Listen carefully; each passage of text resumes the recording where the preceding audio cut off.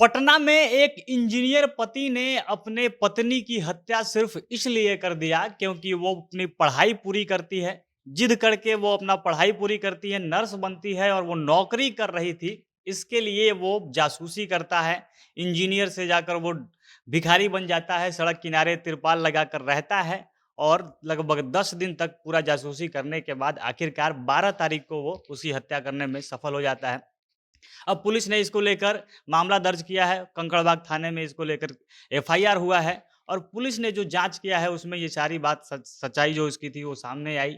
वो पिछले 6 महीने से एकदम से पत्नी के पीछे पड़ा हुआ था, उसको कई बार बीच में मार चुका था, बार-बार उसको घायल करता था, उसके पिता पिता जाकर ये सारा मामला सुलझाते थे और वो जो नौकरी कर रही थी 6 महीने में, इसके बीच में उसने कई बार प्रयास किया और पिछले 10 दिन से वो भिखारी बनकर रह रहा था। उसने क्या कुछ किया, कैसे उन दोनों की शादी हुई और ये सारा मामला क्या था, पुलिस ने क्या कुछ बताया है, हर चीज़ विस्तार से वीडियो में आगे बताएँगे। पर उससे पहले नमस्कार, जनता जंक्शन देख रहे हैं आप और मैं हूँ सन्नी मिश्रा। कैमरे के पीछे हमारे साथी विशाल खड़े हैं। ये मामला शुरू होता है 2019 में। 2019 में मधेपुरा के रहने वाले इंजीनियर जिसका नाम हरि भास्कर है, उसकी शादी होती है सोनी कुमारी से, वो पूर्णिया की रहने वाली थी। शादी चलती है 2020 में, पत्नी कहती है कि उसको और पढ़ना है। वो रांची में नर्सिंग के लिए, मेडिकल के लिए एडमिशन ले लेती है। वो पढ़ने चले जाती है लेकिन इंजीनियर जो पति था हरिभास्कर उसको ये पसंद नहीं था कि उसकी पत्नी है वो पढ़ाई करे। वो जाता है रांची में उसको पीटता है और अपने साथ घर लेकर चला आता है। फिर उसके बाद पत्नी शिकायत करती है अपने मायके वालों से तो उसके पिता आते हैं, तमाम वहाँ से और लोगों को लाया जाता है और पंचों के बीच में बात करके सब सुलह कराया जाता है और फिर से दोबारा पत्नी जो सोनी कुमारी नाम की नर्स थी, वो अपना पढ़ने जाती है, वो रांची चली जाती है।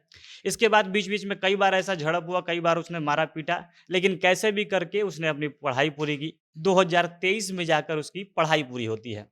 जैसे ही पढ़ाई पूरी हुई, वो इंतज़ार ही कर रहा था कि वो पढ़ाई पूरी हो और ये सारा ज़िम्मा टले। वो फिर से उसको पीट कर लेके आता है मधेपुरा में। फिर से उसने कैद कर दिया था, घर से बाहर नहीं निकलने देता था। लेकिन पत्नी को इच्छा थी कि अब उसने पढ़ाई पूरी कर ली, तब वो काम करना चाहती थी। वो किसी हॉस्पिटल में नर्सिंग का जो काम करने के लिए बेचैन थी, वो बार-बार इसके लिए ज़िद करती थी। फिर उसने पीटा और इस बार इतना ज़्यादा पीट दिया कि वो घायल हो गई थी, उसकी स्थिति बहुत खराब हो गई थी। फिर से उसके पिता को कंप्लेन जाता है, पूर्णिया से वो फिर मधेपुरा जाते हैं और इस बार भी वैसे ही पिछले जैसे पिछली बार जो हुआ था, पंचों से सब कुछ सुलह होता है, बाकायदा वो बात होती है और इस बार पति को मना लिया जाता है, कैसे भी वो बेमन से मानता है और जो सोनी कुमारी नाम की नर्स थी, वो मेदांता हॉस्पिटल में नौकरी करने के लिए 6 महीने पहले आती है। अब नौकरी वो करने लगती है, लेकिन पति अंदर ही अंदर एकदम परेशान था। उसको ये पसंद नहीं था कि उतनी उसकी पत्नी उसके इच्छा के खिलाफ नौकरी कर रही है। वो एक हॉस्टल में रहती थी और हॉस्टल से बस के सहारे वो रोज़ का उसका आना-जाना था मेदांता हॉस्पिटल में। और यही चीज़ जो इंजीनियर हरि भास्कर था उसको पसंद नहीं थी। वो बार-बार फ़ोन करके धमकी देता था और कहता था कि एक ना एक दिन तुमको चाकू मारकर इस दुनिया से तुमको ऊपर भेज देंगे, ख़त्म कर देंगे। इसके लिए वो परेशान थी, बार-बार अपने पिता को बताती भी थी और अभी कुछ दिन पहले ही उसने 1 महीने की छुट्टी माँगी थी ताकि वो घर जाकर रहे और ये मामला शांत हो जाए, वो एकदम डर में थी। लेकिन 10 दिन पहले छुट्टी मिले, वो घर जाए इससे पहले ही 10 दिन पहले वो हरि भास्कर आता है यहाँ पे पटना में।